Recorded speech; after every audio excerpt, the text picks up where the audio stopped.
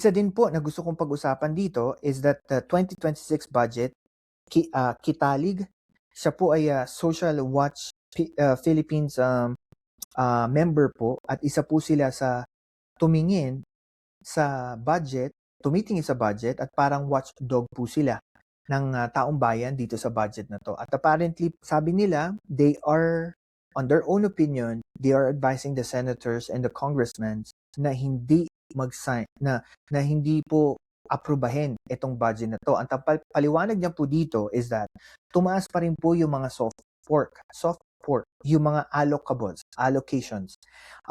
Sabi niya po dito, ito yung mga allocables na marami pa ring question. Farm to market roads, AIX, MAIFIF, TUPAD, tulong-dunong program at yung mga unprogram appropriations. Kung sa MAIFIF po, nadagdagan siya to 51 billion pesos. Tapos yung unprogram appropriations, nadagdagan po siya at lumaki pa sa Kamara nung inapprove kasi nila yung version ng Kamara. Ito po ay na-approve for 243 billion pesos.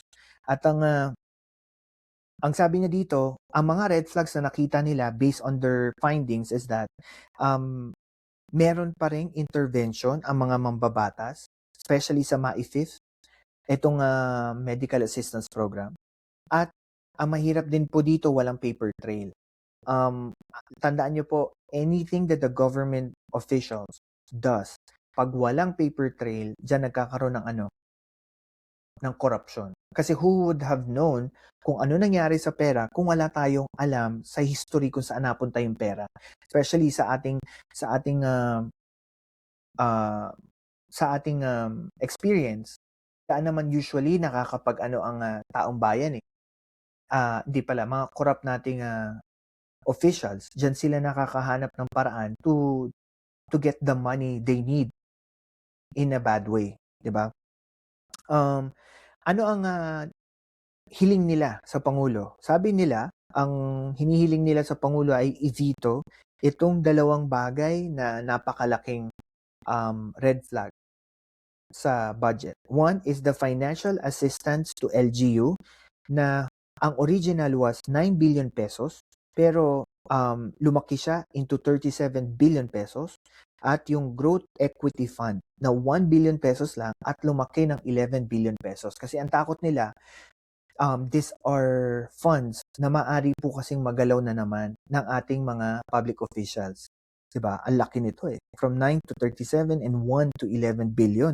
Well, they are hoping na yung mga special provision na inilagay makatulong as safeguard. Ano yun? Yung anti-EPAL provision dun nga sa MAIFIF na wala nang dapat na hawak or kamay or influensya ang gobyerno dito sa medical expenses.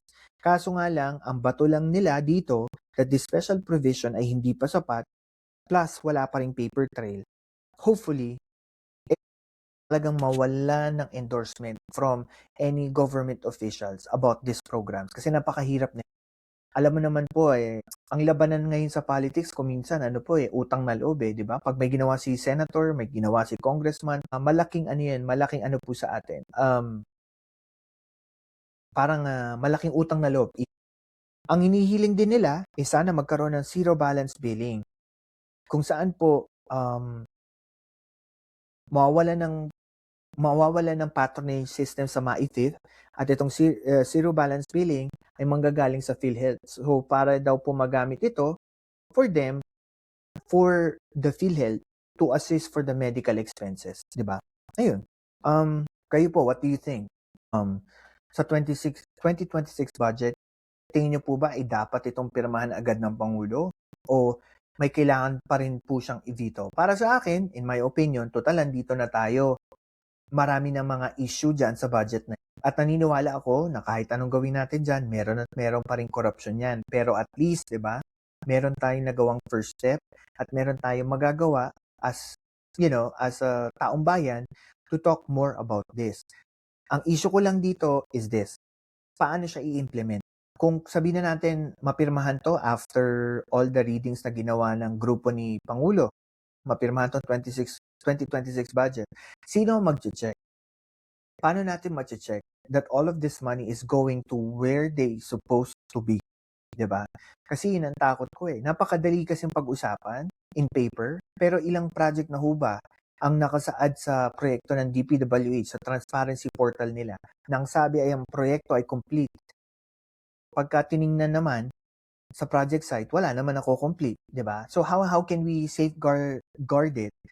Yun yung I think pinakamalaking question ko after mapirmahan tong budget na. So kayo guys, what do you think about it?